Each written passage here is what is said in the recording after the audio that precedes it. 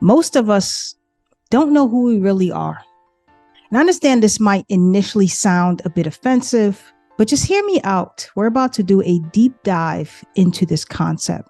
And this came to mind fairly recently. I thought, how could we possibly know who we are when the world around us is inundating us with messages about how to be everyone else but ourselves? Back in 2020, my mentor shared something with me that I'll never forget when I was struggling with my own sense of identity. She said, much of the suffering in this world comes from people experiencing identity crises. And that's when everything began to click for me. I'm talking about every little thing.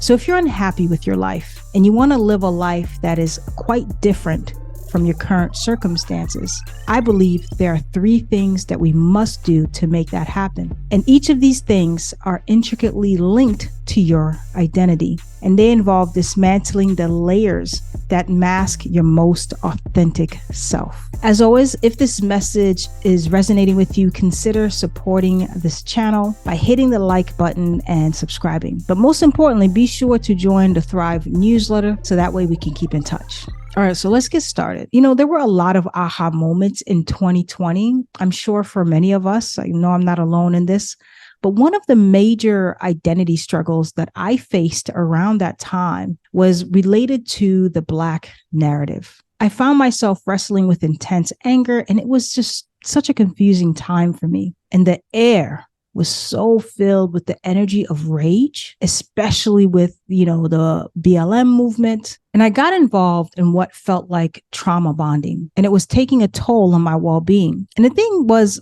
I just didn't want to be fueled by rage anymore. And I couldn't see how my anger channeled within existing systems was going to bring about any positive change. So I really had to sit in some really deep introspection and self-reflection about all of this. And between the conversation with my mentor, that's when it all began to click for me. I realized that I needed to just focus on my own healing. My anger was there, and I had lost touch with what exactly I was angry about. And I realized that I needed to return to a place of love. Love, with its incredibly high frequency to potentially heal the world.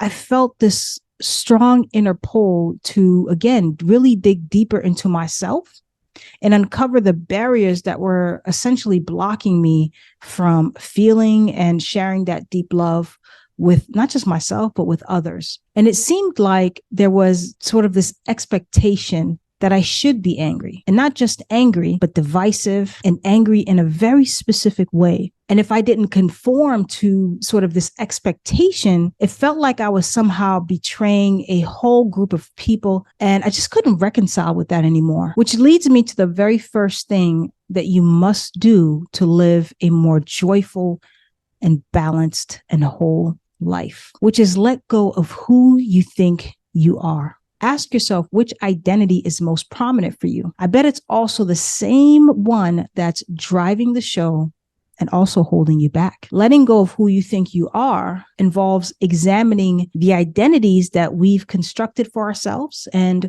recognizing that these identities aren't fixed or inherent. They are often the result of conditioning, societal influences, past experiences, and of course, personal beliefs. So the first step is to question the identity that's been governing your actions, your thoughts, and also your decisions. And this might be your public identity, right?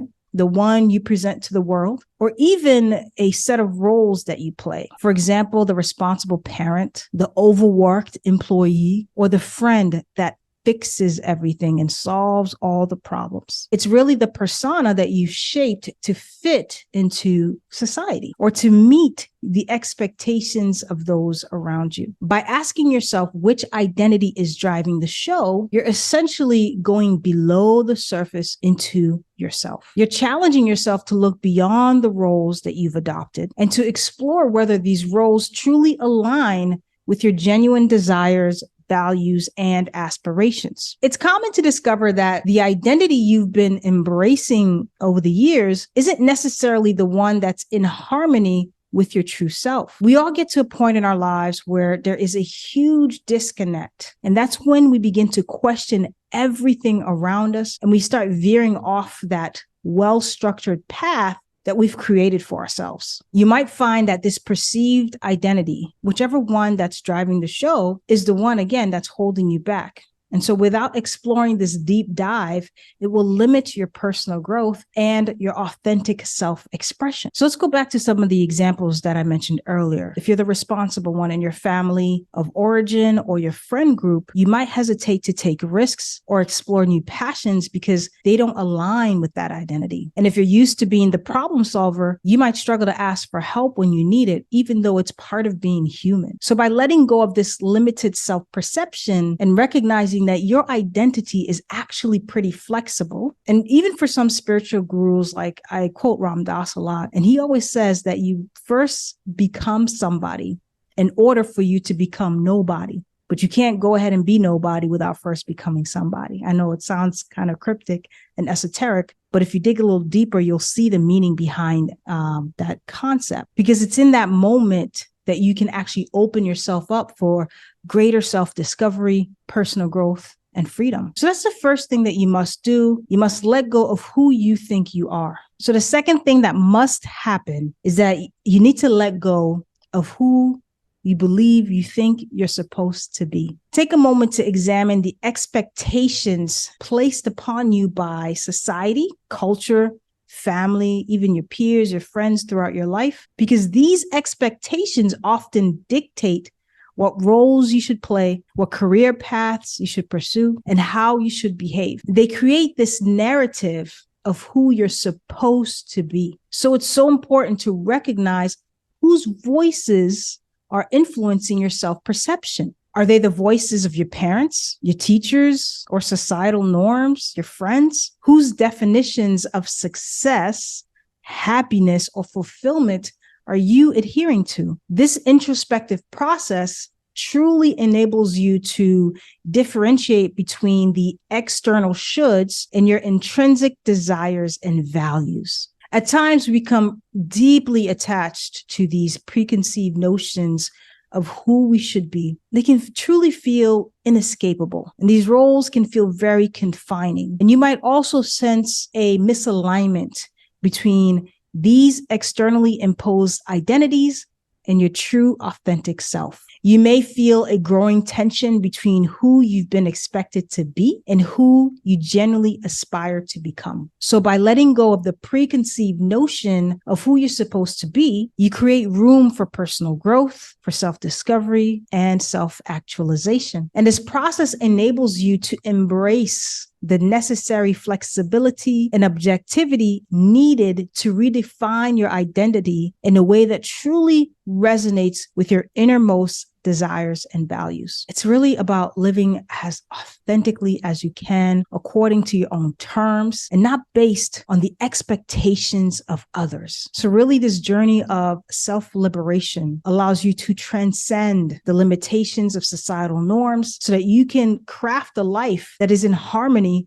with your authentic self. And this journey, in that process, acknowledges that self-identity is not static. It's a dynamic, evolving aspect of who you are as you continuously discover, grow, and strive to be your true self. So that was the second thing that you must do, which is let go of who you think you're supposed to be. Now, the third and final thing that you must do to live a more joyful and authentic life is to let go of who people want you to be. And again, this process involves understanding how external influences and societal pressures, particularly from those people around you, how they impact and can impact your self-identity. This process of letting go of other people's expectations and desires for your life is really about reclaiming your autonomy and rediscovering your true self. We're beginning to understand the theme and the pattern in this video, which is connecting with your true self. In life, people close to you, including your family, your friends, your colleagues, and even, of course, society. Society is always a part of it. They often have their own set of expectations and opinions to no fault of their own, right? They have good intentions about how your life should unfold. Again, they may offer well-intentioned advice, even guidance, but these external voices can sometimes drown out your own inner wisdom and intuition. And over time, this can lead to self-doubt and you second-guessing yourself, causing you to disconnect from your authentic voice, from your authentic desires and values. I had a client who had just finished her PhD in higher education, and she had this whole thing planned out for her life. And she realized, what was it all for? She felt so disconnected from the path, and it wasn't bringing her any joy. And when she had this realization, she didn't pursue any further promotions. And this is a really great illustration of this concept, because what was happening was that people were viewing her career choices through their own lens of success and achievement, expecting her to continue climbing that traditional ladder. Yet she felt an inner misalignment. She felt this emptiness because she was no longer living in accordance with her true self. When you're caught up in meeting other people's expectations, it can really be exhausting and inauthentic. And you're essentially, tap dancing, performing a song and dance to literally fulfill roles and meet standards that are not your own. And so this leads to a sense of disconnection from your core identity. So the process of letting go of who people want you to be involves breaking free from these external influences and these illusions, all these false illusions. And now you're encouraged to literally rediscover your unique values, your unique desires, and unique passions, and then aligning your life choices with these internal compass points. And by doing this, you then reclaim your sense of self and autonomy. And you'll find that you experience more joy and fulfillment because now you're living a life that is genuinely yours,